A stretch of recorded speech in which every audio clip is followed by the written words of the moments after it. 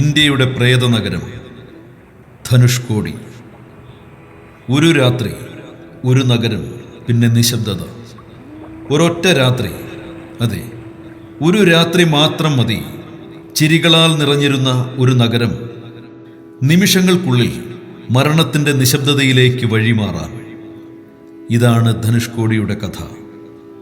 ഇന്ത്യയുടെ തെക്കേ അറ്റത്ത് രാമേശ്വരത്തിനപ്പുറം ബംഗാൾ ഉൾക്കടലും ഇന്ത്യൻ മഹാസമുദ്രവും കൈകോർക്കുന്നിടത്ത് ഒരു കാലത്ത് മനോഹരമായൊരു പട്ടണം നിലനിന്നിരുന്നു.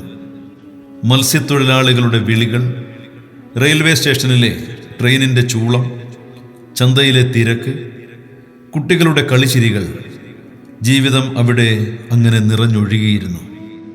ഇന്ത്യയിൽ നിന്ന് ശ്രീലങ്കയിലേക്ക് യാത്ര ചെയ്യുന്നവർക്ക് പ്രധാന കവാടം കൂടിയായിരുന്നു ധനുഷ്കോടി. ദിവസേന ട്രെയിനുകൾ എത്തും, ബോട്ടുകൾ പുറപ്പെടും, ജീവിതം അതിൻ്റെ താളത്തിൽ അങ്ങനെ മുന്നേറിക്കൊണ്ടിരുന്നു. പക്ഷേ 1964 ഡിസംബർ 22 കടലിൻ്റെ സ്വഭാവം പെട്ടെന്ന് മാറി. ആകാശം കറുത്തു, കാറ്റ് അലറി വിളിച്ചു, തിരമാലകൾ അസാധാരണമായി ഉയർന്നു. ആ രാത്രി കടൽ വെറും കടലായിരുന്നില്ല, അതൊരു ഭീകരശക്തിയായി മാറിയിരുന്നു. 100 കണക്കിന് കിലോമീറ്റർ വേഗത്തിൽ വീശിയ ചുഴലിക്കാറ്റ് ധനുഷ്കോടിയിലേക്ക് ആഞ്ഞടിച്ചു. അപ്പോഴേക്കും പാമ്പനിൽ നിന്ന് ധനുഷ്കോടിയിലേക്ക് പോവുകയായിരുന്ന ഒരു പാസഞ്ചർ ട്രെയിൻ അവസാന യാത്രയിലായിരുന്നു.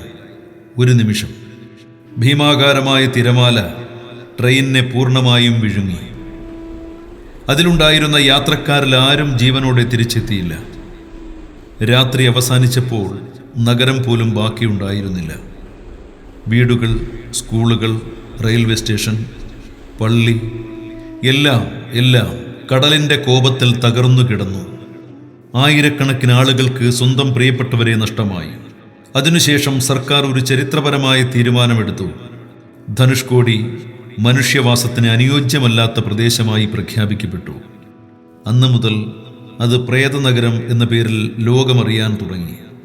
ഇന്നും അവിടെ ചെന്നാൽ കടലിൻ്റെ നടുവിലൂടെ നീളുന്ന മണൽപാത കാണാം, തകർന്ന പള്ളിയുടെ ചുമരുകൾ കാണാം, പഴയ റെയിൽവേ സ്റ്റേഷൻ്റെ അവശിഷ്ടങ്ങൾ കാണാം.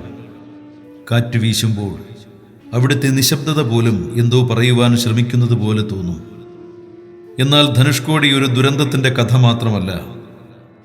പുരാണങ്ങൾ പറയുന്നത് ശ്രീരാമൻ ലങ്കയിൽ നിന്ന് മടങ്ങിയതിനു ശേഷം തൻ്റെ വില്ലിൻ്റെ അഗ്രം കൊണ്ട് രാമസേതുവിൻ്റെ ഒരു ഭാഗം തകർത്ത സ്ഥലമാണ് ധനുഷ്കോടി എന്നാണ്. അതുകൊണ്ട് തന്നെ ഈ മണ്ണിന് ചരിത്രത്തിനൊപ്പം ആത്മീയമായൊരു മഹത്വം കൂടിയുണ്ട്. ഇന്ന് ധനുഷ്കോടി ഒരു വിനോദസഞ്ചാര കേന്ദ്രമാണ്. പക്ഷേ അവിടേക്ക് പോകുന്ന ഓരോരുത്തർക്കും മടങ്ങി വരുമ്പോൾ ഒരു കാര്യം മനസ്സിലാകും: പ്രകൃതിയുടെ മുൻപിൽ മനുഷ്യൻ എത്രയോ ചെറുതാണെന്ന്. കടൽ വിഴുങ്ങിയത് ഒരു നഗരം മാത്രമല്ല, ആയിരക്കണക്കിന് സ്വപ്നങ്ങളായിരുന്നു. ആ സ്വപ്നങ്ങളുടെ നിശബ്ദ സാക്ഷിയായി ഇന്നും കടൽ തീരത്ത് ഉറങ്ങിക്കിടക്കുകയാണ് ധനുഷ്കോടി, ഇന്ത്യയുടെ പ്രേതനഗരം.